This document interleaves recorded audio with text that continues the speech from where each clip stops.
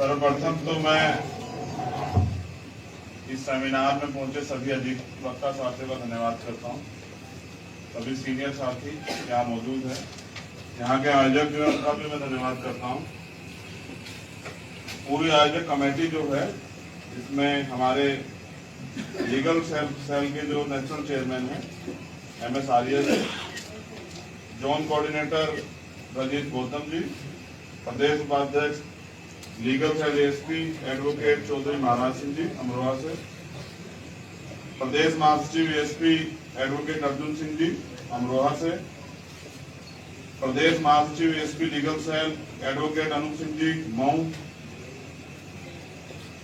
Advocate Deepak Babu ji, प्रदेश सचिव ASP legal cell Agra advocate Swaraj Singh ji, और हमारे सीनियर अधिवक्ता मंडल संरक्षक ASP legal cell Saharanpur advocate Chand Alam ji, zone coordinator ASP legal cell Meerut निवास Ghaziabad advocate Sandeep Singh Kataria ji, ASP legal cell Muzaffarnagar advocate Shri Yashpal Singh जिला अध्यक्ष ASP लीगल सेल सहारनपुर, और विशेष सहयोगी सोनी अम्बेडकर जी, जिला संयोजक भीम आर्मी सहारनपुर रविकांत गौतम जी जो ASP के देवबंद विधानसभा अध्यक्ष हैं, अक्षय कुमार जी भीम आर्मी के देवबंद विधानसभा संयोजक, परवीन गौतम जी जो उत्तर प्रदेश के सह संयोजक हैं भीम आर्मी के, विजय कुमार जी सहारनपुर मंडल अध्यक्ष भीम आर्मी, और अलोक कुमार जी सहारनपुर मंडल उपाध्यक्ष भीम आर्मी, और जो वॉलेंटियर्स हैं चौधरी तरसपाल गुजर जी, डॉक्टर नरेंद्र कुमार जी, डॉक्टर दीपक पुरी जी, सुमित लांबा जी, छोटू रावण जी, आशु चंद्रा जी, कुलदीप प्रधान जी, सुभाष प्रधान जी, चौधरी समयदीन जी, आर्य एडवोकेट सहिंदर जी, अमित जी, मोनू कपूरी जी, आदित्य जी, सांझ जी, रंगपुर जी, धन्यवाद। कुछ बचा लो अब इसको और एडजस्ट कर लो।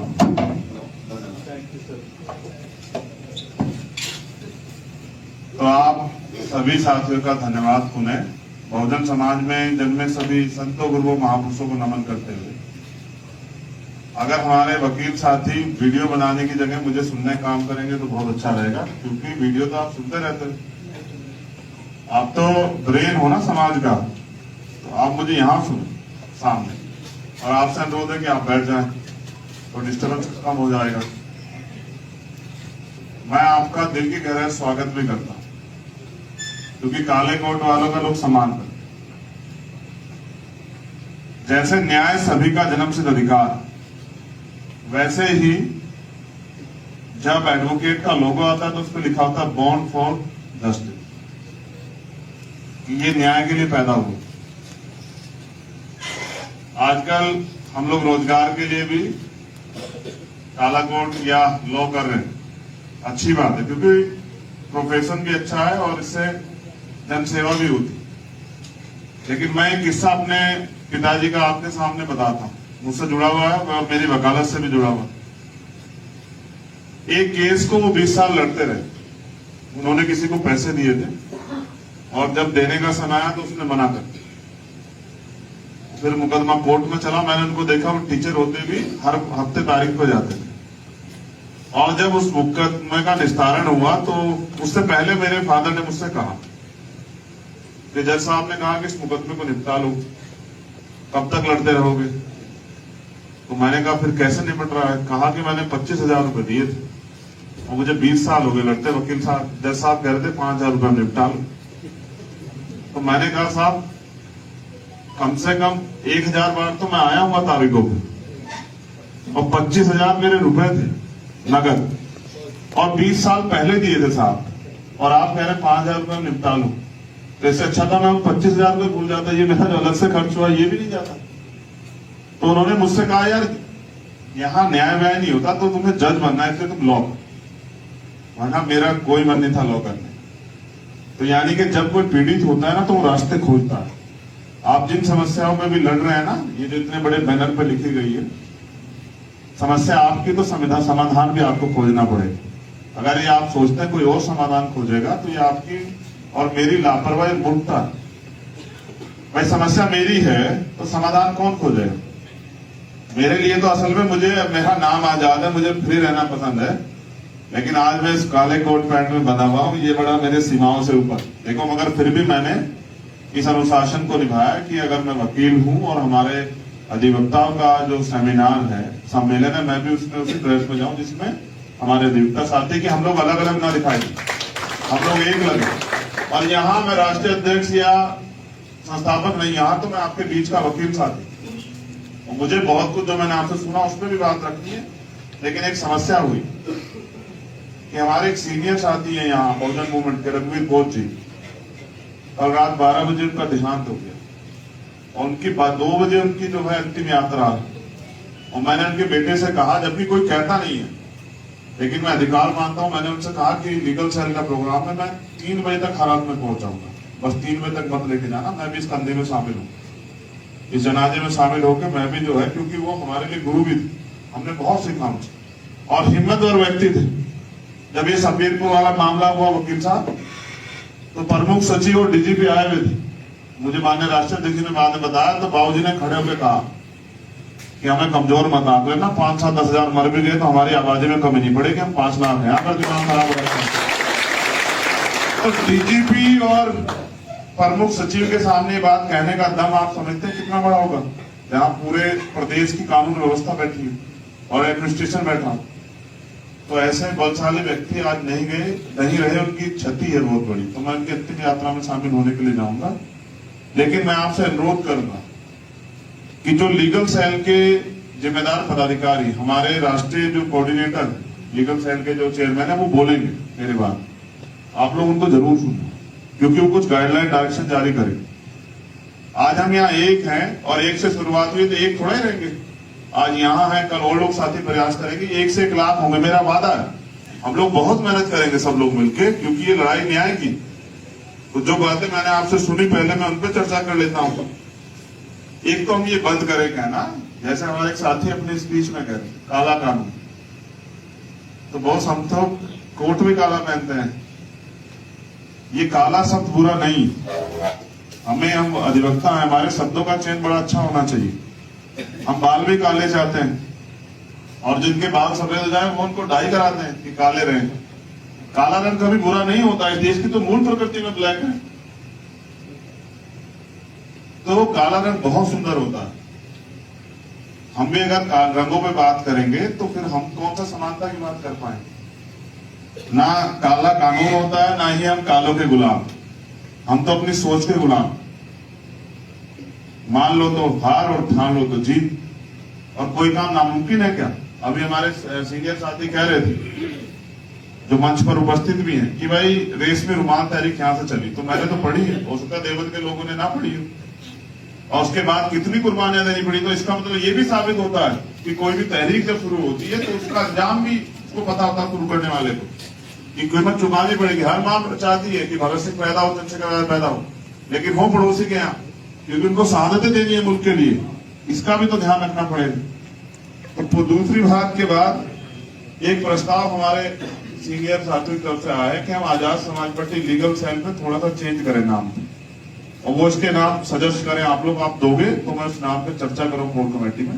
अगर कोई स्वतंत्र नाम भी होगा जिसपे आपको बार काउंसिल में परेशानी ना हो, या आप इसका इस प्रोग्राम को वहां भी कर सकें, बार के जो भवन है न्यायालयों में, तो मुझे वो कोई आपत्ति नहीं। मैं तो चाहता हूं कि आप लोग खड़े तो हों भाई, मुझे तो आज आदेश था कि आपको आना है, मैं तो भविष्य में भी रहूंगा, लेकिन अगर सम्मेलन आप करते हैं और आपको कहीं भी अवसर में, तो ठीक है, क्या दिक्कत है। तो उस प्रस्ताव पे भी हम लोग नाम देके भेजे, हम लोग सहमत हैं।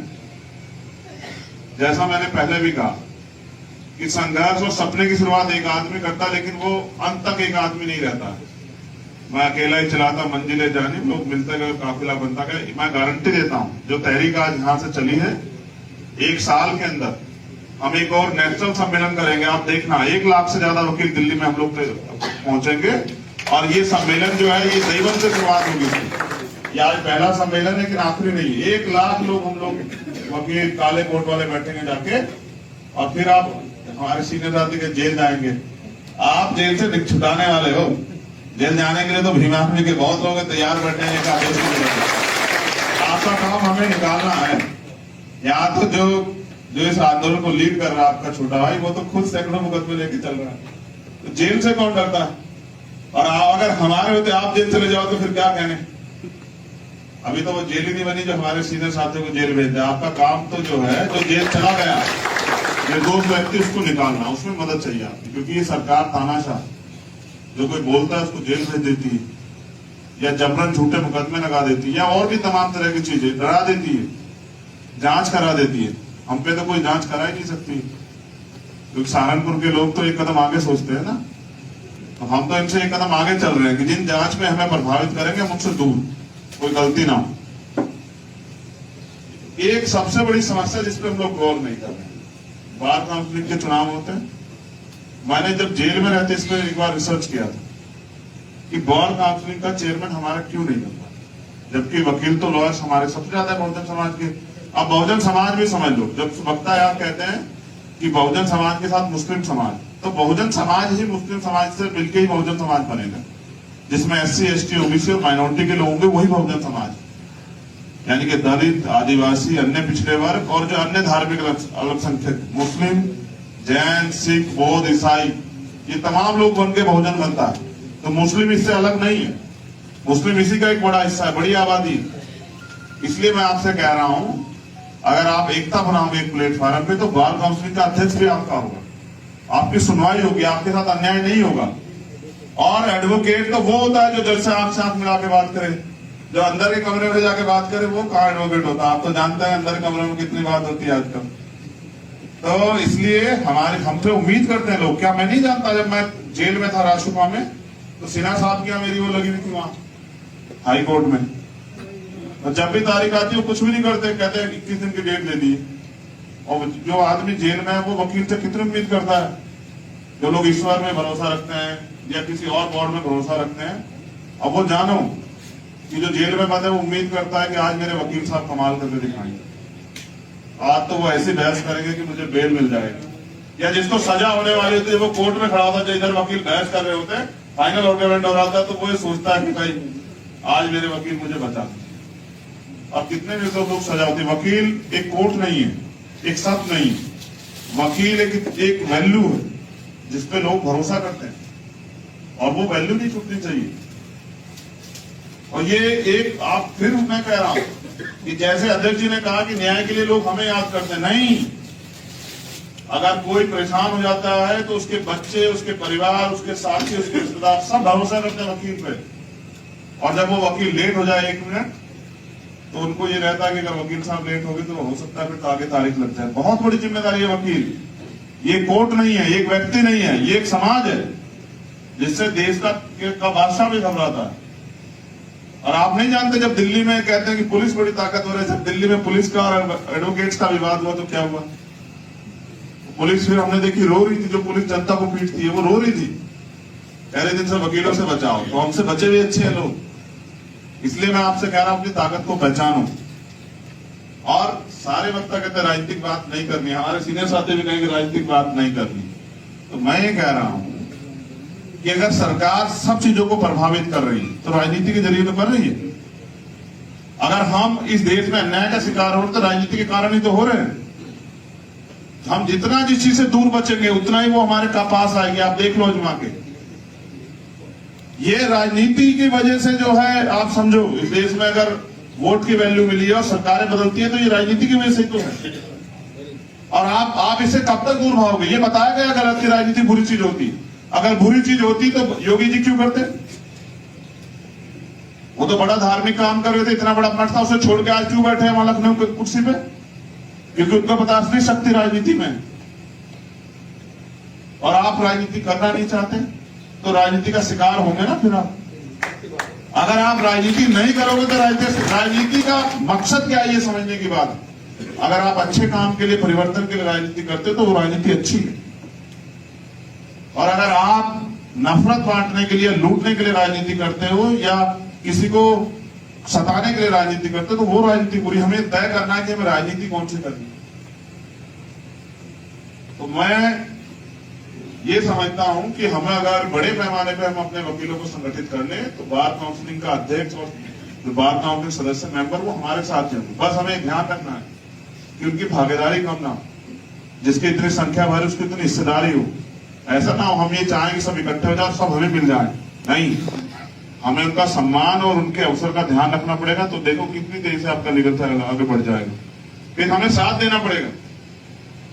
अगर आज कोई हमारा वकील साथी उसको जबरन जो है उसको फंसाया जाता है तो हमें उसकी आवाज बनना पड़ेगा, उसके साथ खड़ा होना पड़ेगा, उसको विश्वास दिलाना पड़ेगा कि अकेला नहीं। और होते हैं यहाँ शिकार, बहुत लोग होते हैं, इसलिए हमें एक दूसरे का हाथ पकड़ना है। और मैं अपने मुस्लिम साथियों से भी कहना चाहता हूं, जो हिंदू धर्म को मानने वाले साथी, उनसे भी कहना चाहता हूं, अगर भारतीय संविधान है तभी तो शरीयत लॉ। अगर हिंदू लॉ है तो भारतीय संविधान के अनुसार ही तो है। अगर भारतीय संविधान ही नहीं तो हिंदू और मुस्लिम लोग बचेगा कहां? अगर शरीयत को मान्यता मिली है भारत में तो वो संविधान में ही तो है। अगर सिखिज्म को मान्यता मिली संविधान में ही तो है। आप एक बार आप नहीं समझना चाहते तो अलग बात है। अगर आप बिल्ली को देख के कबूतर रेत में अक्सर दे ले तो इसका मतलब खतरा खत्म हो जाएगा। आज संविधान खतरा थोड़ा, ये हमारे वजूद को खतरा है, हमारे अधिकारों को, अवसरों को खतरा है, हमारे जीवन को खतरा है। तो अगर आप संविधान को अपना धर्म माने तो मैं गारंटी देता हूं आपके धर्म को कोई कमजोर नहीं कर सकता।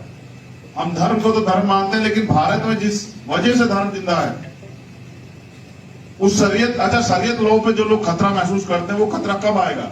जब संविधान को खतरा हो जाएगा या पहले शरीयत पे खतरा आ जाएगा? आप बताओ मुझे।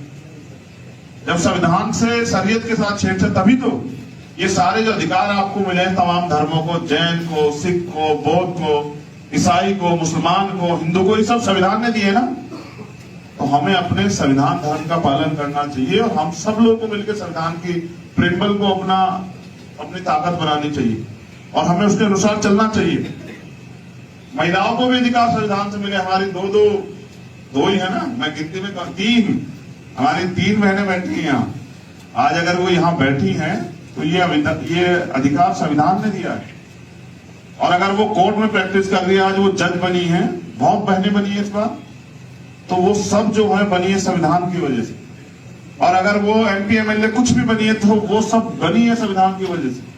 और अगर वो डॉक्टर, इंजीनियर, IAS IPS बन रही तो भी संविधान की वजह से। तो संविधान को नहीं खतरा है, हमें खतरा है। और जब हम किसी चीज को हम मानते हैं तब हम उसके लिए काम करते हैं। तो धन्यवाद। उसके साथ साथ कॉलोजियम सिस्टम जिसपे चर्चा होनी चाहिए। चर्चा इसलिए नहीं है क्योंकि जिनको खतरा है उनके पास वॉइस है। अगर कॉलोजियम पे बात होगी तो उनको खतरा होगा जो जज बने बैठे, तो वो इसमें चर्चा नहीं चाहते, हमारे लोग डरते हैं। मगर मैं ये कह रहा हूं कि 1982 में जो आपके हाथ काटे गए, संविधान ने जो अधिकार राष्ट्रपति जी को दिया था वो कॉलोजियम सिस्टम के जरिए जजों के पास आ गया और फिर उन्होंने अपने लोगों को जज बनाना शुरू किया। और ये बहुत बड़ा नुकसान है SC ST OBC माइनॉरिटी के लोगों के लिए कि वो नहीं घुस सकते सुप्रीम कोर्ट, हाई कोर्ट में। इस देश के IAS बनने के लिए परीक्षा होगी, इस देश का प्राइम मिनिस्टर बनने के लिए एग्जाम होगा, चुनाव। लेकिन इस देश के सुप्रीम कोर्ट को, जो प्राइम मिनिस्टर को भी डायरेक्शन दे सकता है, उसके लिए कोई इलेक्शन नहीं है, कोई कंपटीशन नहीं है। तो all India judicial service commission बननी चाहिए। और इसके लिए कब बनेगी? 2 रास्ते हैं। क्या तो सत्ता में आप काबिज हो कि आप कॉन्स्टिट्यूशन में जो है अमेंडमेंट करा के और all India judicial service commission का प्रस्ताव लाए, या फिर आप आंदोलन करें। और आप इन दोनों में से एक भी काम नहीं कर रहे हैं तो आप भी तो उन्हीं की मदद कर रहे हैं ना। अगर आप अन्याय को सह रहे हैं तो आप अन्याय करने वाले से ज्यादा दोषी। अगर आप में काबिलियत, क्षमता है, और फिर 20-20 साल की प्रैक्टिस के बाद, अगर आप 30-30 साल की प्रैक्टिस के बाद, अगर अवसर के बाद आप नहीं बन पाए हो, तो फिर आपको सोचना चाहिए कि मुझे मेरी क्षमता बढ़ानी। तो कब तक आप ये अन्याय और अपमान झेलते रहोगे? बताओ आपके और मेरे अंदर क्या कमी है कि हम लोग जज नहीं बन सकते? आप बताओ।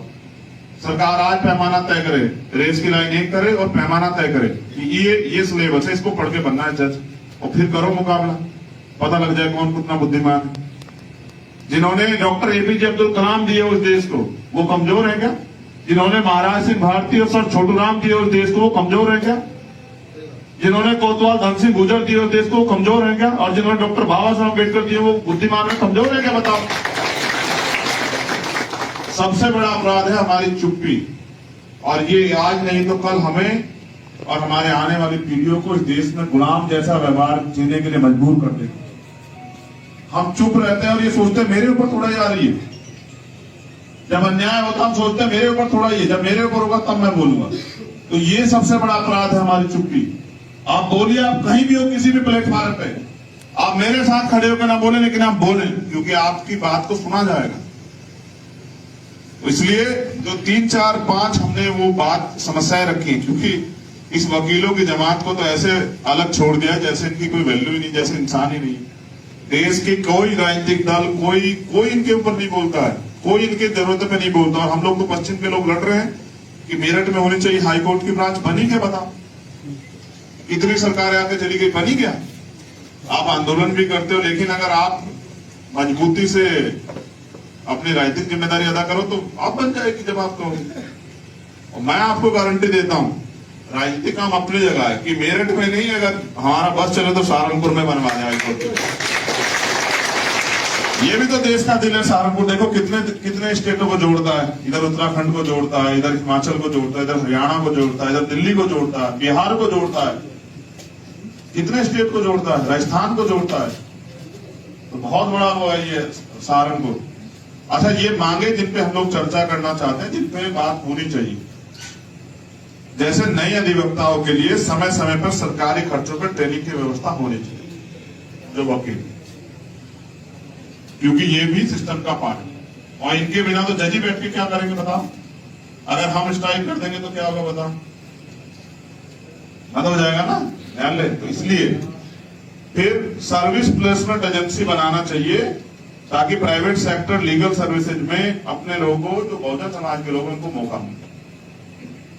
तीसरा, अधिवक्ता इंश्योरेंस स्कीम ESI की तरह मेडिकल कैशलेस बीमा योजना लागू करना है। हाउसिंग योजना में अधिवक्ताओं को भागीदारी देनी है।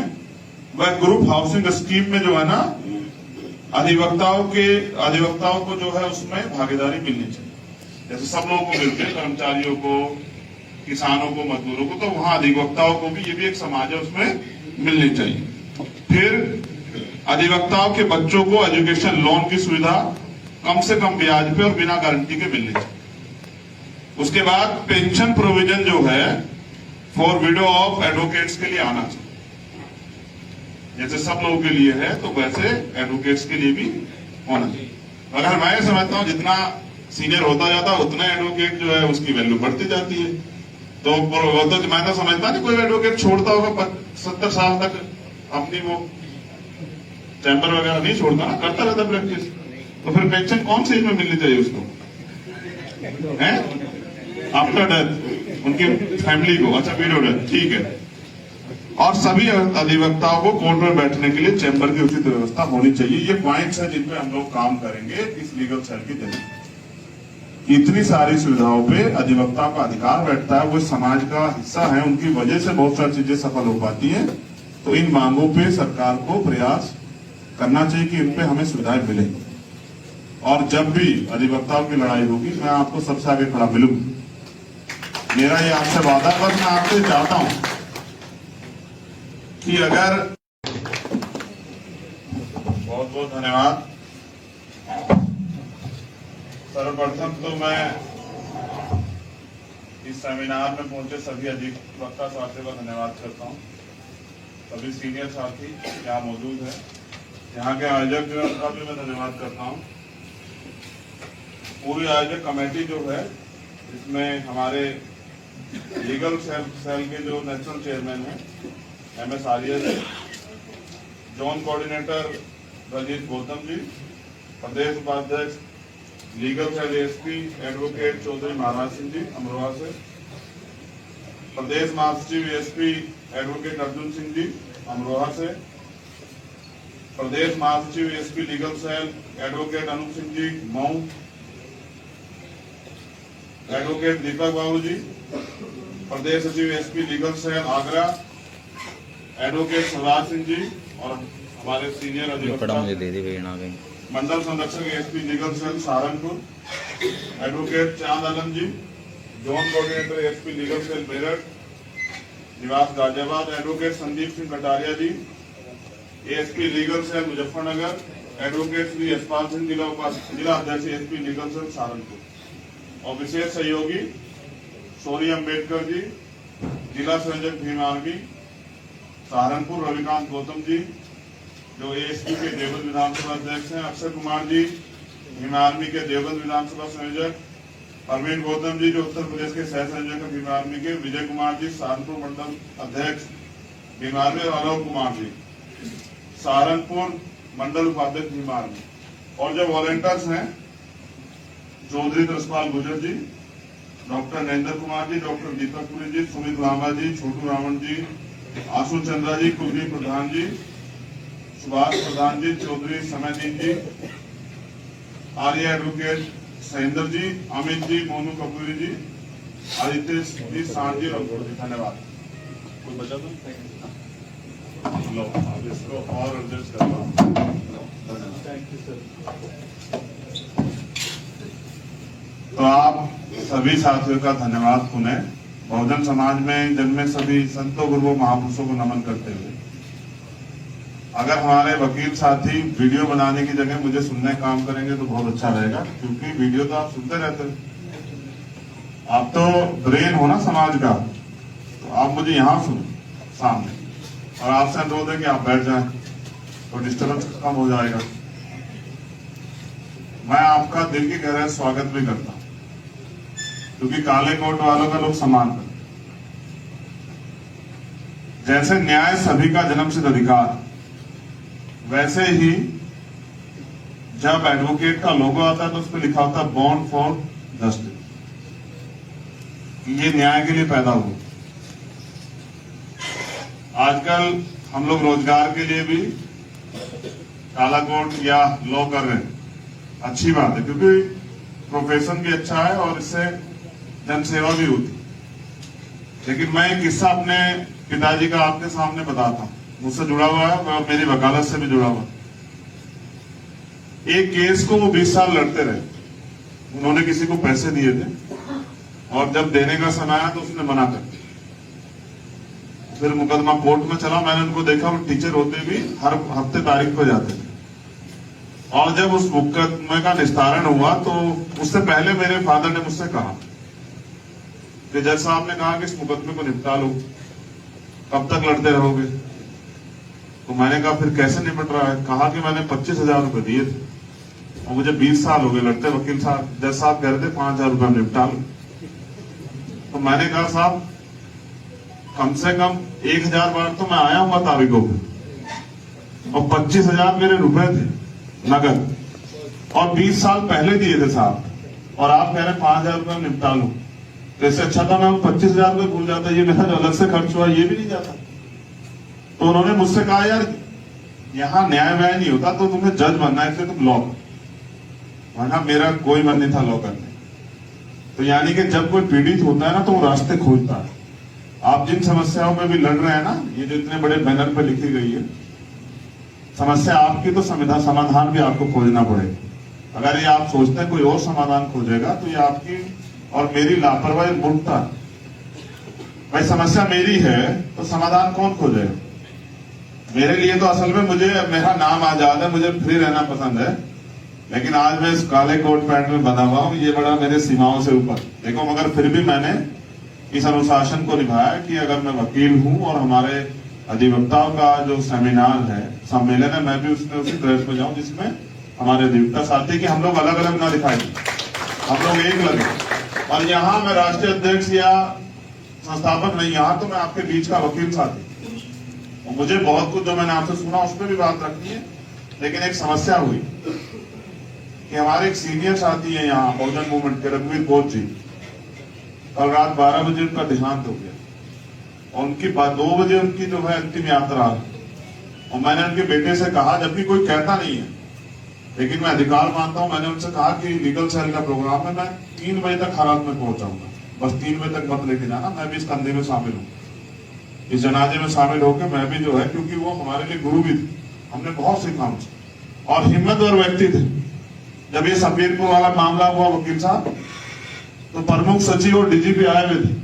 मुझे माननीय राष्ट्रीय अध्यक्ष ने बाद में बताया तो बाबूजी ने खड़े होकर कहा कि हमें कमजोर मत आंक लेना, 5-7-10 हजार मर भी गए तो हमारी आबादी में कमी नहीं पड़ेगी, हम 5 लाख हैं, अगर दिमाग खराब हो रहा है। तो डीजीपी और प्रमुख सचिव के सामने बात कहने का दम आप समझते हैं कितना बड़ा होगा? जहां पूरे प्रदेश की कानून व्यवस्था बैठी है और एडमिनिस्ट्रेशन बैठा, तो ऐसे बलशाली व्यक्ति आज नहीं रहे, उनकी क्षति है बहुत बड़ी। तो मैं उनकी अंतिम यात्रा में शामिल होने के लिए जाऊंगा, लेकिन मैं आपसे अनुरोध करूंगा कि जो लीगल सेल के जिम्मेदार पदाधिकारी, हमारे राष्ट्रीय जो कोऑर्डिनेटर लीगल सेल के जो चेयरमैन है, वो बोलेंगे मेरे बाद, आप लोग उनको जरूर सुनना, क्योंकि वो कुछ गाइडलाइन डायरेक्शन जारी करेंगे। आज हम यहाँ एक हैं और एक से शुरुआत हुई, तो एक थोड़ा ही रहेंगे। आज यहाँ है, कल और लोग साथी प्रयास करेंगे, 1 से 1 लाख होंगे, मेरा वादा है। हम लोग बहुत मेहनत करेंगे सब लोग मिलके, क्योंकि ये लड़ाई न्याय की। तो जो बातें मैंने आपसे सुनी पहले, मैं उन पर चर्चा कर लेता हूँ। एक तो हम ये बंद करें कहना, जैसे हमारे एक साथी अपने स्पीच में कह रहे काला कानून, तो बहुत हम तो कोट भी काला पहनते हैं। ये काला शब्द बुरा नहीं, हम अधिवक्ता हैं, हमारे शब्दों का चयन बड़ा अच्छा होना चाहिए। हम बाल भी काले चाहते हैं, और जिनके बाल सफेद हो जाए वो उनको डाई कराते हैं कि काले रहे। काला रंग कभी बुरा नहीं होता है, देश की तो मूल प्रकृति में ब्लैक है। तो काला रंग बहुत सुंदर होता है। हम भी अगर रंगों पे बात करेंगे तो फिर हम कौन सा समानता की बात कर पाएंगे। ना काला कानून होता है, ना ही हम कालों के गुलाम। हम तो अपनी सोच के गुलाम। मान लो तो हार और ठान लो तो जीत, और कोई काम नामुमकिन है क्या। अभी हमारे सीनियर साथी कह रहे थे, जो मंच पर उपस्थित भी हैं, कि भाई रेस में रुमाल तहरीक यहां से चली, तो मैंने तो पढ़ी है, हो सकता है देवबंद के लोगों ने ना पढ़ी हो, और उसके बाद कितनी कुर्बानियां देनी पड़ी। तो इसका मतलब ये भी साबित होता है कि कोई भी तहरीक जब शुरू होती है तो उसका अंजाम भी उसको पता होता है शुरू करने वाले को, कि कीमत चुकानी पड़ेगी। हर मां चाहती है कि भगत सिंह पैदा हो, चंद्रशेखर पैदा हो, लेकिन हो पड़ोसी के यहाँ, क्योंकि उनको शहादतें देनी है मुल्क के लिए। इसका भी तो ध्यान रखना पड़ेगा। तो दूसरी बात के बाद एक प्रस्ताव हमारे सीनियर साथियों की तरफ से आया है कि हम Azad Samaj party legal cell पे थोड़ा सा चेंज करें नाम, और वो इसके नाम सजेस्ट करें। आप लोग आप दोगे तो मैं उस नाम पे चर्चा करूं कोर कमेटी में। अगर कोई स्वतंत्र नाम भी होगा जिसपे आपको बार काउंसिल में परेशानी ना हो, या आप इसका इस प्रोग्राम को वहां भी कर सकें, बार के जो भवन है न्यायालयों में, तो मुझे वो कोई आपत्ति नहीं। मैं तो चाहता हूं कि आप लोग खड़े तो हों।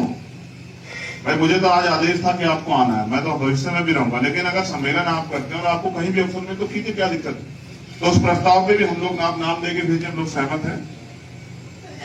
जैसा मैंने पहले भी कहा कि संघर्ष और सपने की शुरुआत एक आदमी करता, लेकिन वो अंत तक एक आदमी नहीं रहता। मैं अकेला ही चलाता मंजिलें जानी, लोग मिलते गए, काफिला बनता गया। मैं गारंटी देता हूं, जो तहरीक आज यहां से चली है, 1 साल के अंदर हम एक और नेशनल सम्मेलन करेंगे। आप देखना, 1 लाख से ज्यादा वकील दिल्ली में हम लोग पहुंचेंगे, और ये सम्मेलन जो है ये देवबंद से शुरुआत होगी। ये आज पहला सम्मेलन है, लेकिन आखिरी नहीं। 1 लाख लोग हम लोग वकील काले कोट वाले बैठेंगे जाके, और फिर आप हमारे सीनियर साथी के जेल जाएंगे। आप जेल से छुटाने वाले हो, जेल जाने के लिए तो भीमाफी के बहुत लोग तैयार बैठे हैं। आपका काम हमें निकालना है। यहाँ तो जो इस आंदोलन को लीड कर रहा है आपका छोटा भाई, वो तो खुद सैकड़ों मुकदमे लेके चल रहा है। तो जेल से कौन डरता है। और अगर हमारे होते आप जेल चले जाओ तो फिर क्या कहने। अभी तो वो जेल ही नहीं बनी जो हमारे सीनियर साथियों को जेल भेज दे। आपका काम तो जो है, जो जेल चला गया निर्दोष व्यक्ति, उसको निकालना, उसमें मदद चाहिए आपकी। क्योंकि ये सरकार तानाशाह, जो कोई बोलता है उसको जेल भेज देती है, या जबरन झूठे मुकदमे लगा देती है, या और भी तमाम तरह की चीजें डरा देती है, जांच करा देती है। हम पे तो कोई जांच करा ही नहीं सकती, क्योंकि सहारनपुर के लोग तो एक कदम आगे सोचते हैं ना। तो हम तो इनसे एक कदम आगे चल रहे हैं कि जिन जांच में हमें प्रभावित करेंगे, हम उनसे दूर, कोई गलती ना हो। एक सबसे बड़ी समस्या जिस पे हम लोग गौर नहीं कर रहे, बार काउंसिल के चुनाव होते हैं। मैंने जब जेल में रहते इस पर एक बार रिसर्च किया था कि बार काउंसिलिंग का चेयरमैन हमारा क्यों नहीं बनता, जबकि वकील तो लॉयर्स हमारे सबसे ज्यादा बहुजन समाज के। अब बहुजन समाज भी समझ लो, जब वक्ता यार कहते हैं कि बहुजन समाज के साथ मुस्लिम समाज, तो बहुजन समाज ही मुस्लिम समाज से मिलकर ही बहुजन समाज बनेगा, जिसमें SC ST OBC और माइनॉरिटी के लोग होंगे, वही बहुजन समाज। यानी कि दलित, आदिवासी, अन्य पिछड़े वर्ग, और जो अन्य धार्मिक अल्पसंख्यक, मुस्लिम, जैन, सिख, बौद्ध, ईसाई, ये तमाम लोग बन के बहुजन बनता है। तो मुस्लिम इससे अलग नहीं है, मुस्लिम इसी का एक बड़ा हिस्सा है, बड़ी आबादी। इसलिए मैं आपसे कह रहा हूं, अगर आप एकता बनाओगे एक प्लेटफॉर्म पे, तो बार काउंसिलिंग का अध्यक्ष भी आपका होगा, आपकी सुनवाई होगी, आपके साथ अन्याय नहीं होगा।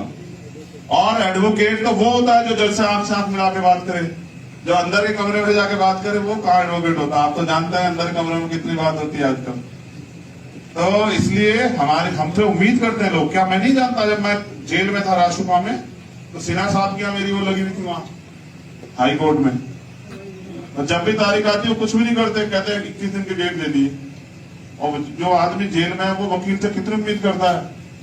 जो लोग ईश्वर में भरोसा रखते हैं या किसी और गॉड में भरोसा रखते हैं, अब वो जानो कि जो जेल में बंद है वो उम्मीद करता है कि आज मेरे वकील साहब कमाल करके दिखाएंगे, आज तो वो ऐसी बहस करेंगे कि मुझे बेल मिल जाएगी। या जिसको सजा होने वाली होती है, वो कोर्ट में खड़ा होता है, इधर वकील बहस कर रहे होते हैं, फाइनल आर्गुमेंट हो रहा था, तो वो ये सोचता है कि भाई आज मेरे वकील मुझे बचा। और कितने निर्दोष लोग सजा होती है। वकील एक कोर्ट नहीं है, एक शब्द नहीं है, वकील एक वैल्यू है जिसपे लोग भरोसा करते हैं, और वो वैल्यू नहीं छूटनी चाहिए। और ये एक आप फिर मैं कह रहा हूं कि जैसे अध्यक्ष जी ने कहा कि न्याय के लिए लोग हमें याद करते हैं, नहीं, अगर कोई परेशान हो जाता है तो उसके बच्चे, उसके परिवार, उसके साथी, उसके रिश्तेदार सब भरोसा करते हैं वकील पे। और जब वो वकील लेट हो जाए 1 मिनट, तो उनको ये रहता है कि अगर वकील साहब लेट हो गए तो हो सकता है फिर आगे तारीख लग जाए। बहुत बड़ी जिम्मेदारी है वकील। ये कोर्ट नहीं है, ये एक व्यक्ति नहीं है, ये एक समाज है जिससे देश का बादशाह भी घबराता है। और आप नहीं जानते, जब दिल्ली में कहते हैं कि पुलिस बड़ी ताकतवर है, जब दिल्ली में पुलिस का और एडवोकेट्स का विवाद हुआ तो क्या हुआ? पुलिस फिर हमने देखी रो रही थी, जो पुलिस जनता को पीटती है वो रो रही थी, कह रहे जिनसे वकीलों से बचाओ। तो हमसे बचे हुए अच्छे हैं लोग। इसलिए मैं आपसे कह रहा हूं अपनी ताकत को पहचानो। और सारे वक्त कहते राजनीतिक बात नहीं करनी, हमारे सीनियर साथी भी कहेंगे राजनीतिक बात नहीं करनी। तो मैं ये कह रहा हूं कि अगर सरकार सब चीजों को प्रभावित कर रही है तो राजनीति के जरिए तो कर रही है। अगर हम इस देश में अन्याय का शिकार हो रहे तो राजनीति के कारण ही तो हो रहे हैं। हम जितना जिस चीज से दूर बचेंगे उतना ही वो हमारे पास आएगी। आप देख लो अजमा के, ये राजनीति की वजह से जो है, आप समझो इस देश में अगर वोट की वैल्यू मिली है और सरकारें बदलती है तो ये राजनीति की वजह से तो है। और आप इससे कब तक दूर भागोगे? ये बताया गया गलत कि राजनीति बुरी चीज होती। अगर बुरी चीज होती तो योगी जी क्यों करते? वो तो बड़ा धार्मिक काम कर रहे थे, इतना बड़ा मठ था, उसे छोड़ के आज क्यों बैठे हैं वहां लखनऊ की कुर्सी पे? क्योंकि उनको पता असली शक्ति राजनीति में। और आप राजनीति करना नहीं चाहते तो राजनीति का शिकार होंगे ना फिर आप। अगर आप राजनीति नहीं करोगे तो राजनीति का मकसद क्या है ये समझने की बात। अगर आप अच्छे काम के लिए, परिवर्तन के लिए राजनीति करते हो तो वो राजनीति अच्छी है। और अगर आप नफरत बांटने के लिए, लूटने के लिए राजनीति करते हो या किसी को सताने के लिए राजनीति करते हो तो वो राजनीति बुरी। हमें तय करना है कि हमें राजनीति कौन सी करनी। तो मैं ये समझता हूं कि हमें अगर बड़े पैमाने पे हम अपने वकीलों को संगठित कर ले तो बार काउंसिलिंग का अध्यक्ष और जो बार काउंसिल सदस्य मेंबर वो हमारे साथ हैं। बस हमें ध्यान रखना है कि उनकी भागीदारी कम ना हो, जिसकी इतनी संख्या भर उसकी इतनी हिस्सेदारी हो। ऐसा ना हो हम ये चाहें कि सब इकट्ठे हो जाए, सब हमें मिल जाए। नहीं, हमें उनका सम्मान और उनके अवसर का ध्यान रखना पड़ेगा। तो देखो कितनी तेजी से आपका निरंतर आगे बढ़ जाएगा। फिर हमें साथ देना पड़ेगा।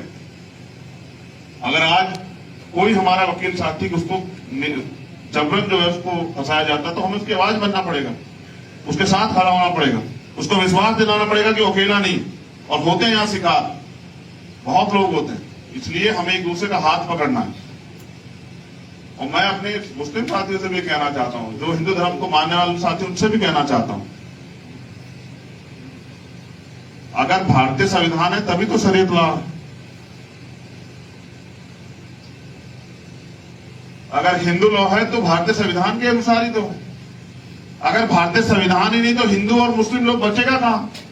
अगर शरीयत को मान्यता मिली है भारत में तो वो संविधान में ही तो है। अगर सिखिज्म को मान्यता मिली संविधान में ही तो है। आप एक बार आप नहीं समझना चाहते तो अलग बात है। अगर आप बिल्ली को देख के कबूतर रेत में अक्सर दे ले, इसका मतलब खतरा खत्म हो जाएगा। आज संविधान खतरा थोड़ा ही, हमारे वजूद को खतरा है, हमारे अधिकारों को, अवसरों को खतरा है, हमारे जीवन को खतरा है। तो अगर आप संविधान को अपना धर्म माने तो मैं गारंटी देता हूं आपके धर्म को कोई कमजोर नहीं कर सकता। हम धर्म को तो धर्म मानते हैं, लेकिन भारत में जिस वजह से धर्म जिंदा है उस शरीयत, अच्छा शरीयत लॉ पे जो लोग खतरा महसूस करते हैं, वो खतरा कब आएगा? जब संविधान को खतरा हो जाएगा, या पहले शरीयत पे खतरा आ जाएगा? आप बताओ मुझे। जब संविधान से शरीयत के साथ छेड़छाड़, तभी तो ये सारे जो अधिकार आपको मिले हैं तमाम धर्मों को, जैन को, सिख को, बौद्ध को, ईसाई को, मुसलमान को, हिंदू को, ये सब संविधान ने दिए ना। तो हमें अपने संविधान धर्म का पालन करना चाहिए और हम सब लोगों को मिलकर संविधान की प्रिंसिपल को अपनी ताकत बनानी चाहिए और हमें उसके अनुसार चलना चाहिए। महिलाओं को भी अधिकार संविधान से मिले। हमारी दो ही है ना, मैं गिनती में तीन, हमारी 3 बहनें बैठी हैं यहाँ। आज अगर वो यहाँ बैठी हैं तो ये अधिकार संविधान ने दिया है। और अगर वो कोर्ट में प्रैक्टिस कर रही है, आज वो जज बनी है, बहुत बहनें बनी है इस बार, तो वो सब जो है बनी है संविधान की वजह से। और अगर वो MP MLA कुछ भी बनी है तो वो सब बनी है संविधान की वजह से। और अगर वो डॉक्टर, इंजीनियर, IAS IPS बन रही तो भी संविधान की वजह से। तो संविधान को नहीं खतरा है, हमें खतरा है। और जब हम किसी चीज को हम मानते हैं तब हम उसके लिए काम करते हैं। तो धन्यवाद। उसके साथ साथ कॉलोजियम सिस्टम जिसपे चर्चा होनी चाहिए। चर्चा इसलिए नहीं है क्योंकि जिनको खतरा है उनके पास वॉइस है। अगर कॉलोजियम पे बात होगी तो उनको खतरा होगा जो जज बने बैठे, तो वो इस पे चर्चा नहीं चाहते, हमारे लोग डरते हैं। मगर मैं ये कह रहा हूं कि 1982 में जो आपके हाथ काटे गए, संविधान ने जो अधिकार राष्ट्रपति जी को दिया था, वो कॉलोजियम सिस्टम के जरिए जजों के पास आ गया और फिर उन्होंने अपने लोगों को जज बनाना शुरू किया। और ये बहुत बड़ा नुकसान है SC ST OBC माइनॉरिटी के लोगों के लिए कि वो नहीं घुस सकते सुप्रीम कोर्ट, हाई कोर्ट में।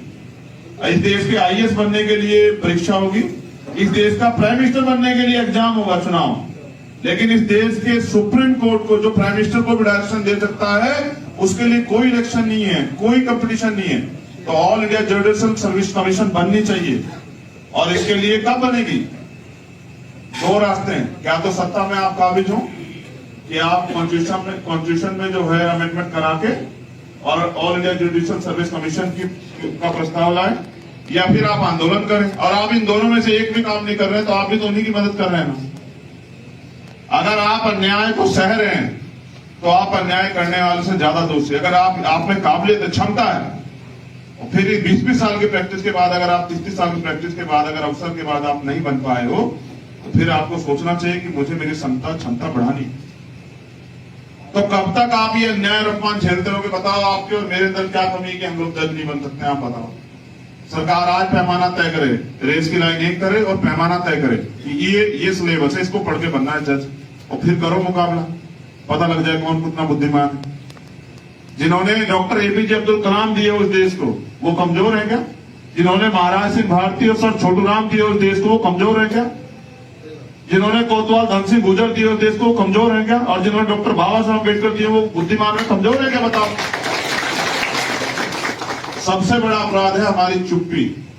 और ये आज नहीं तो कल हमें और हमारे आने वाली पीढ़ियों को इस देश में गुलाम जैसा व्यवहार जीने के लिए मजबूर कर देगा। हम चुप रहते हैं और ये सोचते हैं मेरे ऊपर थोड़ा ही आ रही है।